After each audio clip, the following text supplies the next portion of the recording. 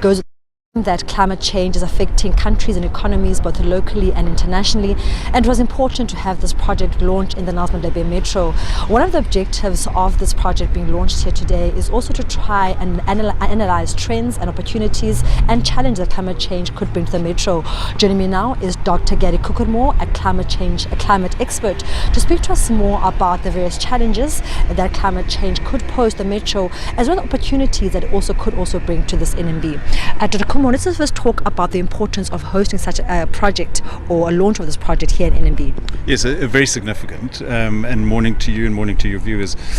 So our bay is a convergence zone, so we have a whole bunch of ecosystems and people and cultures that come together in one place, and our bay is changing. We know that it's getting warmer, the weather's changing, and as you can see, it's a bit windy today. We've been having a lot more easterly than we anticipated. So what we're saying is that we have to adapt the city, we also have to mitigate, but what we really are about here is building resilience, and we're building pathways, and it has to be a collaborative effort.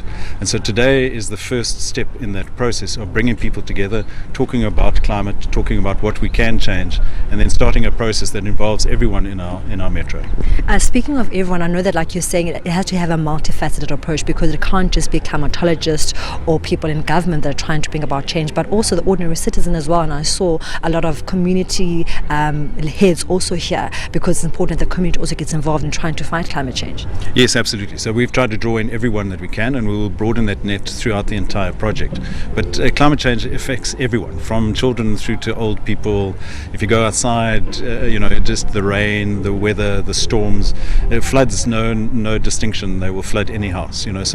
So we have to prepare everyone, and everyone has to understand what climate change is about. And it's not just the warming impact, but it will change our economy fundamentally. We're going to move from petrol engines and diesel engines to electric engines and hydrogen engines, and that will change our economy fundamentally, particularly in this city, because we're a manufacturing city. We have this green ammonia project coming in that will fundamentally shift things. We're talking to our fishermen. Our fishermen are catching less chokka this season. We think that that's because of climate change, because of the impact on currents. So those are kind of things that we have to adjust to, and we have to adapt and understand better. And that's really what this project is going to do. It's going to understand the city really well, and then it's going to talk to everyone and say, okay, what do we do together to get through this process? What will the city look like in 2055? That's really what we are preparing ourselves through for in terms of this process. And lastly, Gary, obviously looking what's happening also nationwide. There was recent finds, Lady Smith, and one of the analysts was saying what isn't going to be important now is for cities to start planning now ahead, so that in 10 years' time, the building structure, infrastructure now accommodates changing climates in the years to come. So is that also part of an important factor to also rope in people such as housing, to make sure that where we build houses, for instance, like we saw Lady Smith, are areas that are not flood prone? Yes, absolutely. So we're dealing with problems today that were created 50 years ago by decision makers there that were deciding on 5 years window.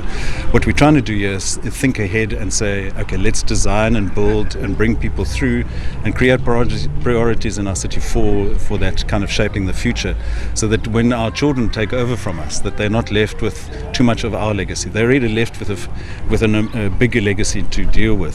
So we're trying to help that process and just create the foundation for building a better place. And we think, look, there's real opportunity here. There's not just threat. We think that we can do that. We think this is the city to do it and the metro to do it. And we have this beautiful bay. So anyone who comes from Johannesburg is just stunned by this place, and we can build off that.